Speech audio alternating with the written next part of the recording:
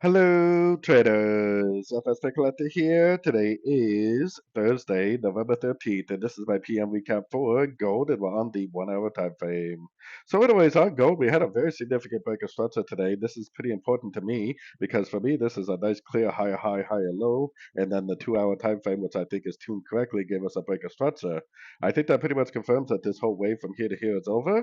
Now, the question is this a wave 3 on the daily, or is it just a big stretched out wave C? I have no idea, but we definitely should be looking for shorts while we learn and earn. Potentially we could get like 5 waves down, maybe 3 waves up, and then another 5 waves down. If it just keeps doing something like that, making lower lows, lower highs, then obviously it's a wave C and it's a big reversal. On the other hand, if it does maybe something like this and then bounces from a fib level and breaks up, making a very overlapping corrective pattern, then perhaps it's like a wave 4 and it's going to make another move to the upside.